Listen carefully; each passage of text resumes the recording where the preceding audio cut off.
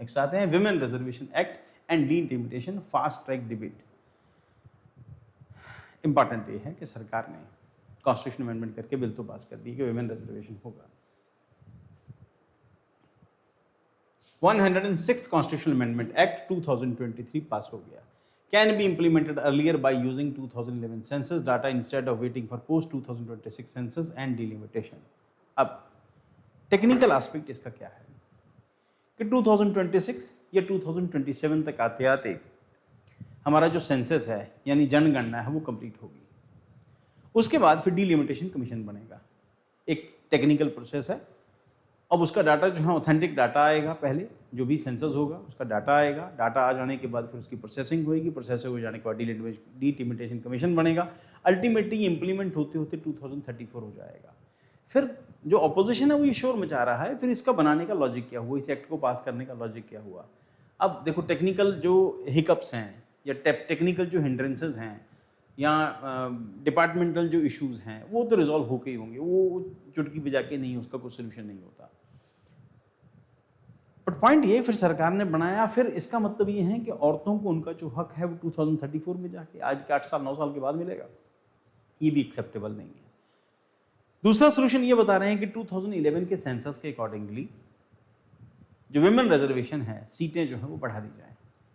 अब फिर पॉइंट ये है कि इसके लिए आपको फिर कॉन्स्टिट्यूशन में अमेंडमेंट करना पड़ेगा, फिर वो टेक्निकल चीज़ें फिर दोबारा से जो शुरू होंगी, फिर दोबारा A to Z दोबारा पढ़ना पड़ेगा।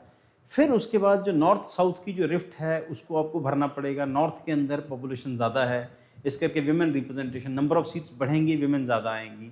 साउथ के पास पॉपुलेशन कम है, नॉर्थ ईस्ट के पास पॉपुलेशन उतनी डेंस नहीं है, इसका मतलब उनको ठीक से रिप्रेजेंटेशन नहीं मिलेगा। तो ये इसके साथ जुड़े हुए कॉम्प्लिकेटेड और जो डिस्प्यूट पैदा करने वाले जो कंसर्न्स हैं वो ये वाले हैं। इम्पॉर्टेंट क्या कि या तो रिजर्वेशन देते नहीं, अगर दे दिया तो इम्प्लीमेंट होना चाहिए था। फिर वही पॉइंट है, आपको डिले जो है जस्टिस है वो डिले होता जा रहा है। तो एक तो आप कह रहे हैं विमेन एम्पावरमेंट होनी चाहिए, पर विमेन एम्पावरमेंट उस सेंस में नहीं हो रही। अगर वो 10 साल डिले हो रहा है तो इसके लिए गवर्नमेंट को कोई ना कोई मैकेनिज्म डेवलप करना पड़ेगा। अब सरकार कहती है मैकेनिज्म क्या डेवलप करें। आप देखो ये जो एक टेक्निकल हिकअप है वो ये है कि हम लोग सेंसस कंप्लीट करेंगे, उसका डाटा आएगा, उसको रिकॉर्ड होगा, फिर वो सब चीज़ें आएंगी, रिकॉर्ड में आएंगी, फिर हम लोग एक कमीशन बनाएंगे, डिलिमिटेशन कमीशन बनाएंगे। वो कौन सा दौड़ते दौड़ते काम कर लेगा, उसका भी प्रोसेस है। फिर डिलिमिटेशन होगा, कौन से एरिया के अंदर किस एरिया को किस में रखें, कौन सी सीट फीमेल को दें, जो पहले की सीट हैं फीमेल के लिए उनके लिए क्या करेंगे। सो एक कॉम्प्लेक्सिटी है इसके अंदर, उसको डिस्कस करते हैं हम लोग। सो अमेंडमेंट के अंदर पास हो गया। विमेन रिजर्वेशन एक्ट की फीचर्स क्या है? 33% रिजर्वेशन है विमेन के लिए लोकसभा में और स्टेट के अंदर, including SC ST women quota within reservation. तो औरतों में फीमेल रिजर्वेशन होगा, उसके साथ साथ SC ST कोटा भी होगा। Link to delimitation after the census post 2026, 26 के बाद जो भी सेंसस होगा उसको इंप्लीमेंट किया जाएगा। सिग्निफिकेंस क्या होगी? करेक्ट हिस्टोरिकल अंडर रिप्रेजेंटेशन है औरतों को पास्ट में, हिस्ट्री से लेके अभी तक जो रिप्रेजेंटेशन नहीं मिला अब उनको रिप्रेजेंटेशन मिलेगा। प्रमोट इंक्लूसिव गवर्नेंस आएगी, इंप्रूव पॉलिसी सेंसिटिविटी है, हेल्थ, एजुकेशन, जेंडर जस्टिस सब इससे बेटर होएगा। डिलिमिटेशन रोल ऑफ इंपॉर्टेंस क्या है? Defined under article 82 and article 170। Article 182 जो है पार्लियामेंट करेगी और आर्टिकल 170 स्टेट से रिलेटेड है। व्हाट इज डिलिमिटेशन, क्या मतलब होता है इसका डिलिमिटेशन का?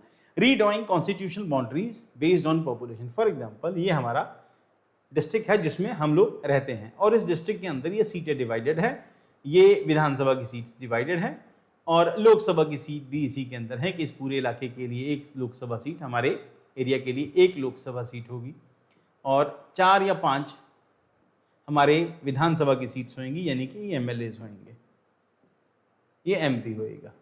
अब अगर पॉपुलेशन के सेंसस के अकॉर्डिंगली जो 26 का सेंसस आएगा उसके अकॉर्डिंगली जो नई सीट्स हैं वो अलॉट होंगी। इसका मतलब ये कि अब ये नई सीट बन गई, यहाँ पॉपुलेशन ज़्यादा हो गई, इस एरिया में पॉपुलेशन हो गई, तो पहले अगर 5 या 6 सीट्स थी वो बढ़ के 8 या 9 सीट्स हो जाएंगी। अब इन सब को करने के लिए बाउंड्री बनानी पड़ेगी, डिलिमिटेशन कमीशन होएगा जो बाउंड्रीज फिक्स करेगा, यहाँ से लेके यहाँ तक का एरिया इसमें आएगा, इस वार्ड में इतने वार्ड बढ़ेंगे, वो हर चीज़ बढ़ेगी ना, रिप्रेजेंटेशन बढ़ेगा, तो वो डिलिमिटेशन कमीशन का ये जो काम है। अब redrawing of constitutional boundaries, constituency boundaries based on the population, जितनी पॉपुलेशन, अब इन सब का बेस क्या है कि पॉपुलेशन पहले जो कम थी अब पॉपुलेशन जो है वो ज़्यादा हो गई, ज़्यादा पॉपुलेशन की वजह से ज़्यादा रिप्रेजेंटेशन चाहिए, ज़्यादा सीटें चाहिए। पहले हमारे शहर से 5 एमएलए जाते थे, अब 10 या 15 एमएलए जाएंगे। पहले एक एमपी जाता था, अगर पॉपुलेशन बड़ी है, अगर स्टेट बड़ी है, डिस्ट्रिक्ट बड़ा है, तो पॉपुलेशन एमपी जो है एक से ज़्यादा भी जा सकते हैं, 1, 2, 3 कुछ भी हो सकता है। तो ये सब करने के लिए कमीशन बनेगा जो बाउंड्री डिसाइड करेगा। आप समझ सकते हैं कितना कॉम्प्लेक्स काम है, कौन सा मोहल्ला, कौन सी गली, किस कॉन्स्टिट्यूंसी में रखा जाएगा, ये अपने आप में कॉम्प्लिकेटेड काम है जो डिलिमिटेशन कमीशन करता है। और रीड्राइंग कॉन्स्टिट्यूंसी बाउंड्रीज, उसके बाद equal ensures equal representation, 1 person 1 vote. उसके बाद करंट प्रॉब्लम क्या है, सेंसस डिले, 2021 का सेंसस नॉट कंडक्टेड, तो नेक्स्ट सेंसस एक्सपेक्टेड 2021 के अंदर नेक्स्ट सेंसस आएगा। Leads to implementation delay till 2024, इसको इंप्लीमेंट होते होते 2034 हो जाएगा, 2034 इसको इंप्लीमेंट करते करते हो जाएगा। इश्यूज विद एग्जिस्टिंग फ्रेमवर्क क्या है, reservation tied to census and delimitation. तो जो रिजर्वेशन है उसका एक ही बेस है, पहली बात सेंसस होगा, दूसरी बात उसके बाद भी डिलिमिटेशन कमीशन बनेगा जो सीटें डिसाइड करेगा कि किस कॉन्स्टिट्यूंसी में इसमें से निकल के कितनी कॉन्स्टिट्यूंसीज और बनेंगी, कितनी सीट फीमेल को मिलेंगी। देन डिलेज है, डिनायल ऑफ रिप्रेजेंटेशन है, federal tension link to population growth differences north and south. Governments fast track proposal क्या है, D linking from census, use 2011 census data, implement before 2029 election, expansion of Lok Sabha. Current seats 543 है, बढ़ के 813 हो जाएंगी, and women reservation के accordingly 273 सीटें जो है फीमेल के लिए रिजर्व हो जाएंगी।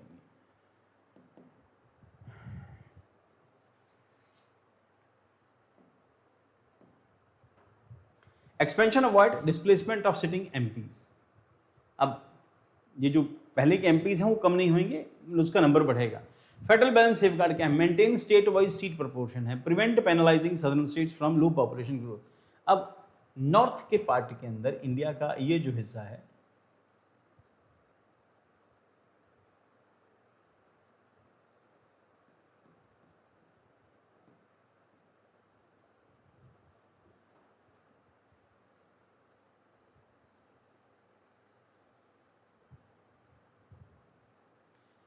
ये जो पोर्शन है इंडिया का, यहाँ पर पॉपुलेशन बहुत तेज बढ़ती है, इंक्लूडिंग राजस्थान, यहाँ पर पॉपुलेशन ज़्यादा है। और ये जो साउथ की स्टेट्स हैं यहाँ पर कंपैरेटिवली बहुत अच्छा नहीं बना, आप समझ सकते हैं। ये जो साउथ की स्टेट्स हैं यहाँ पर इम्प्लीमेंटेशन में प्रॉब्लम है, इन स्टेट्स में इम्प्लीमेंटेशन दिक्कत क्या है कि यहाँ पर पॉपुलेशन उतनी तेजी से नहीं बढ़ी, ये पॉपुलेशन कम है। नॉर्थ में पॉपुलेशन, यूपी बिहार में पॉपुलेशन डेंसिटी ज़्यादा है, ज़्यादा पॉपुलेशन होगी तो ऑब्वियसली ज़्यादा रिप्रेजेंटेशन होगा। साउथ कहता है कि फिर तो हमें ये तो सज़ा हो गई ना, हमें आपको इनाम मिला पॉपुलेशन बढ़ाने का, और हमें ये सज़ा मिली कि हमने पॉपुलेशन कंट्रोल की, हमने अच्छा काम किया उसकी सज़ा मिली, आप लोगों ने खराब काम किया आपको उसका इनाम मिला, तो ये भी ठीक नहीं है। पर पॉइंट ये है कि हम लोग, गवर्नमेंट एश्योर कर रही है कि साउथ इंडिया की जो सीट्स हैं वो कम नहीं होंगी, बढ़नी चाहिए, अगर पॉपुलेशन बढ़ी होगी तो बढ़ेंगी उसी सेंस में, बट नॉर्थ के कंपैरेटिवली साउथ की सीट उतनी नहीं बढ़ेंगी क्योंकि नॉर्थ में पॉपुलेशन डेंसिटी ज़्यादा है ना। यूपी, बिहार, राजस्थान, मध्य प्रदेश, जिनको किसी टाइम पर बीमारू स्टेट्स कहते थे, बीमारू स्टेट्स मतलब बिहार, मध्य प्रदेश, राजस्थान एंड यूपी, इन स्टेट्स में पॉपुलेशन जो थी वो बहुत तेज़ बढ़ी थी। आज भी इनकी पॉपुलेशन ऑब्वियसली स्पीड थोड़ी कम हुई है, बट स्टिल पॉपुलेशन बहुत डेंस पॉपुलेशन है, इसी बेस के ऊपर इनको रिजर्वेशन मिलेगा। साउथ कह रहा है कि हमें रिजर्वेशन, हमें जो सीट्स हैं, हमारी सीट जो है, नंबर ऑफ सीट्स हैं साउथ इंडिया की नहीं बढ़ेंगी, इसी करके इसके इम्प्लीमेंटेशन में 76 से लेकर 2026 तक पहुंचे, बट प्रॉब्लम तो फिर वही है। चलो खैर उसमें कुछ नहीं कर सकते, वो तो एज इट इज रहेगा। कॉन्स्टिट्यूशन चेंजेस रिक्वायर्स, कहां पर आर्टिकल 81 में चेंज करना पड़ेगा, आर्टिकल 170 में चेंज करना पड़ेगा। इंप्लीमेंटेशन मैकेनिज्म क्या है, लाइकली लॉटरी सिस्टम है, every third seat reserve, rotation rules still unclear, अभी भी बहुत सारी चीजें जो हैं एम्बिगियस हैं, अनएम्बिगियस हैं, अभी भी क्लियर नहीं है कि क्या होगा इनके अंदर, इंप्लीमेंटेशन कैसे होगा। इंप्लीकेशन ऑफ द प्रपोजल क्या है, faster implementation, women reservation possible before 2029 election, and political impact क्या होगा, larger states like UP, Bihar gain more seats, मैंने पहले बताया सीट्स बढ़ेंगी, changes electoral arithmetic. Federal concerns क्या है, sensitive north south balance, risk of political resistance and administrative complexity क्या रहेगी, requires delimitation exercise, legal amendments हैं, इलेक्टोरल रीस्ट्रक्चरिंग है। तो ये बहुत लंबा चौड़ा प्रोसेस है, it will take huge time, लंबा टाइम लगेगा, 2-3 साल लगेंगे तब जाके ये पूरा होगा। अगर ऐसे हाइपर हैजर्डली खत्म किया तो फिर लोगों की शिकायतें रहेंगी, फिर वही पॉइंट जिसको हमने डिस्कस किया था, सुप्रीम कोर्ट, हाई कोर्ट में नंबर ऑफ केसेस जो हैं बढ़ जाएंगे, फिर सुप्रीम कोर्ट, हाई कोर्ट यही करेगा जो हम लोगों ने प्रीवियस क्लास में डिस्कस किया। जजेस जो हैं वो अपनी जिम्मेवारियों से भागना शुरू कर देंगे, कौन पंगा लेगा सरकार से।